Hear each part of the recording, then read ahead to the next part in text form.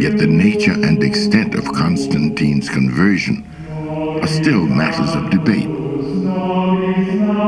Modern scholarship suggests a complicated scenario behind the traditional version of history's greatest conversion.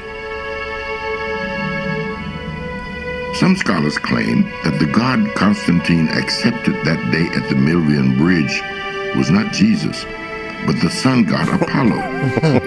Could the reputed first Christian emperor have actually retained his paganism? He believed in the sun god, Sol Invictus, the invincible sun. He had some connection with Apollo and the idea of sun worship. And I think he was a man of his own spirituality, still evolving, still developing.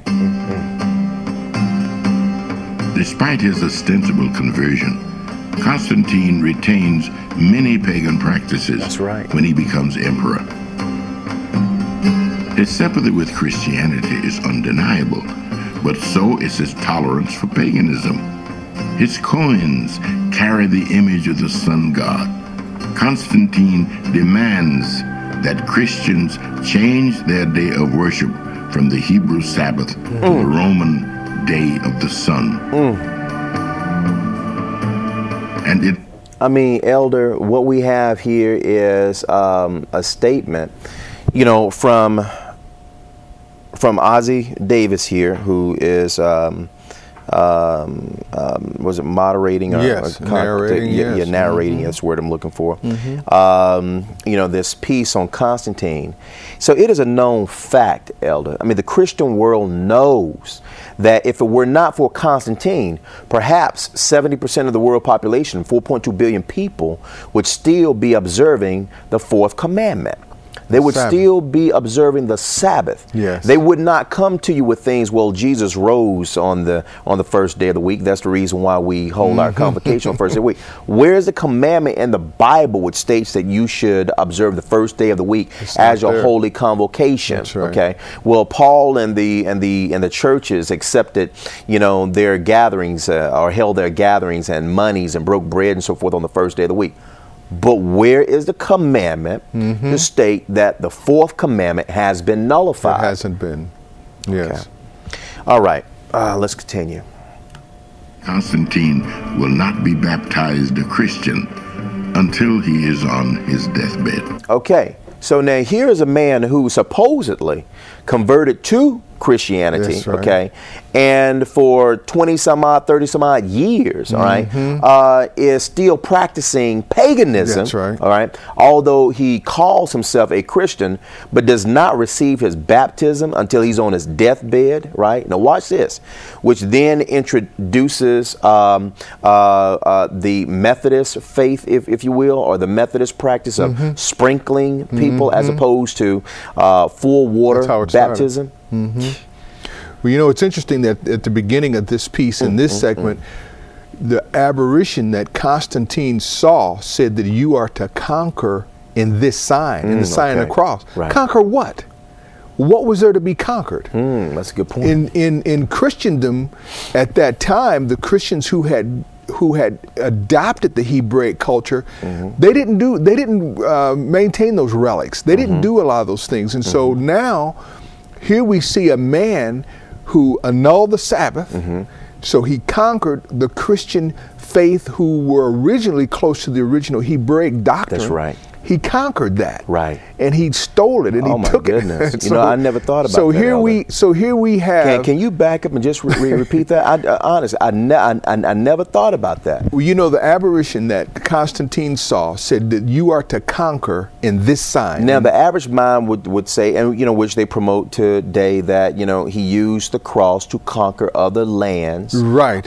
You know, you know, with that sign and so forth. But there is a spiritual aspect to this. And this is what you're bringing. I never thought about that. Please. What he actually conquered was the doctrine of the Hebrews. You're right, he did. He conquered the Hebraic doctrine of keeping the Sabbath and not dealing with these icons and relics. Yeah. That's what he conquered. Okay. And that was really the final straw for the Hebraic doctrine to go forward in the earth. You're absolutely when Constantine came on the scene. Abiyah, you ever thought about that? No, not until just... That's profound, and you are absolutely correct.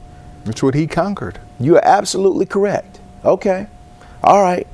Elder, you get into more stuff like that, you be sure to jump on in and pray.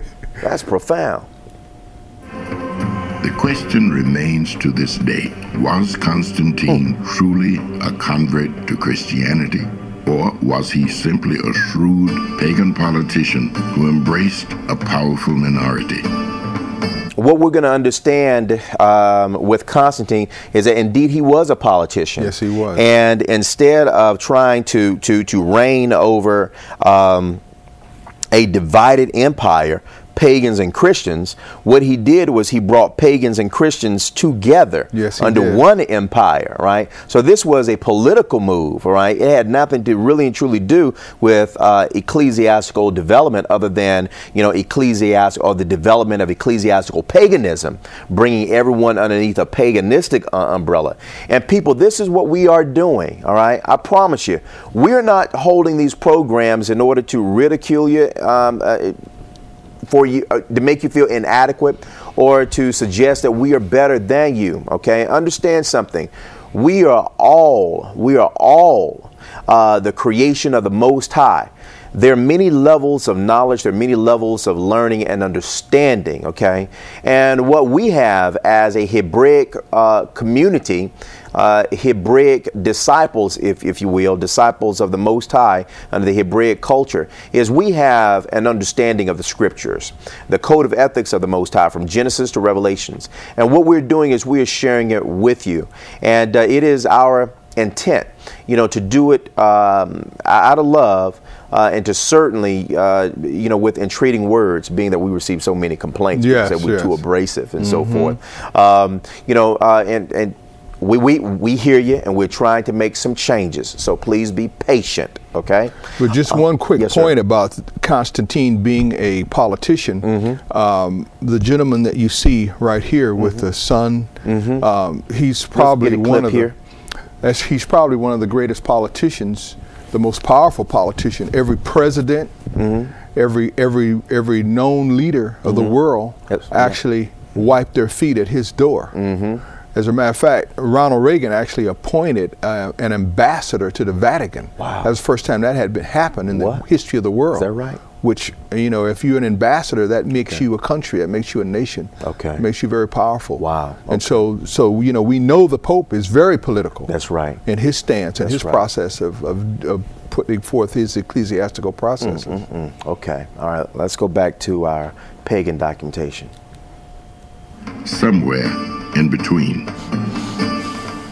There must have been in Constantine's mind an ideal of a unified empire.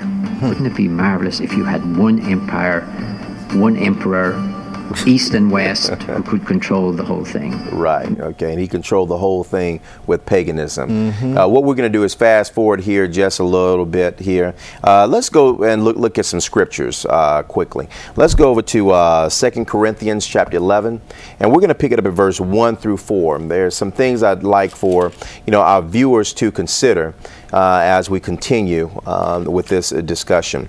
Let's go to 2 Corinthians 11. I'll put my hands on it here. 11, 1 through 4. Verse 1 reads, this is Paul to the assembly at Corinth.